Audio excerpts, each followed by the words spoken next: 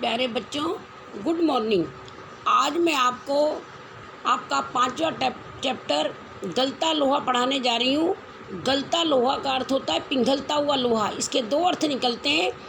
एक तो लोहा गल करके कोई भी वस्तु बन जाती है, और दूसरा दिमाग का लोहा, जिसका दिमाग पिघलता है वो पढ़ाई में प्रावीण्य हो जाता है।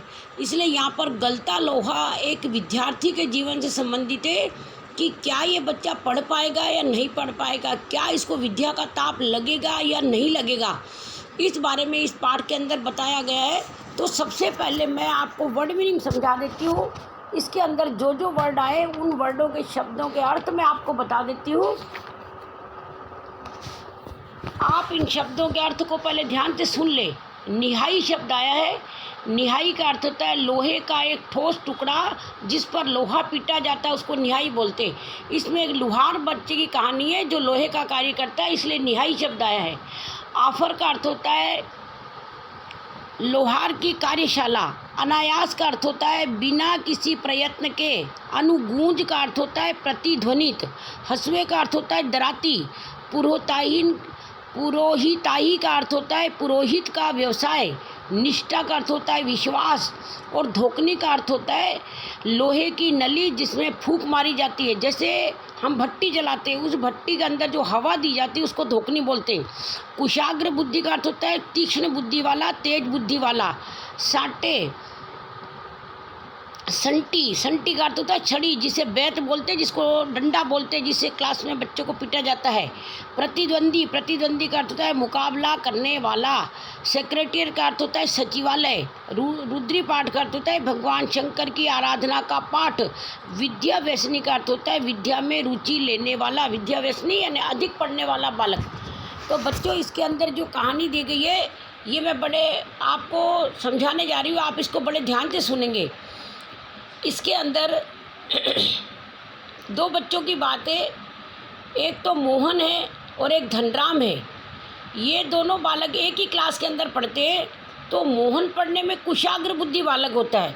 वह क्लास के अंदर प्रेयर करता है, प्रार्थना करवाता है, पढ़ाई लिखाई में अच्छा होता है। और गणित के जो मास्टर होते हैं वो इसकी बहुत तारीफ करते हैं। गणित वाले मास्टर का नाम है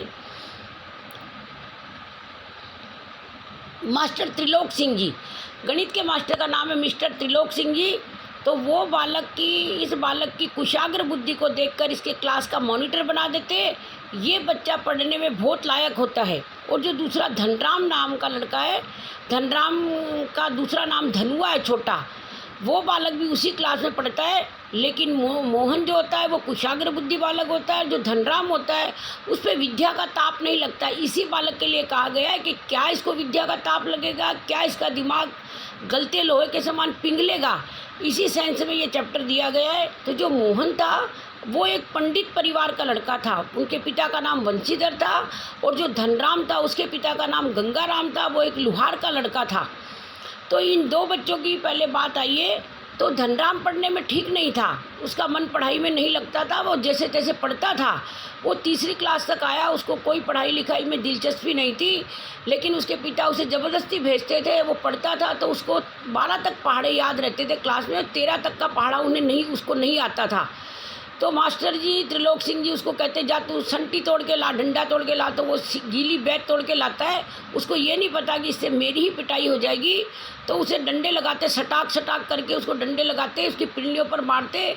मास्टर जी उसको 13 का पहाड़ा याद करवाने की बहुत कोशिश करते, लेकिन उसको 13 का पहाड़ा याद ही नहीं होता। 13 एकम 13, 13 दूनी 24 बोलता था।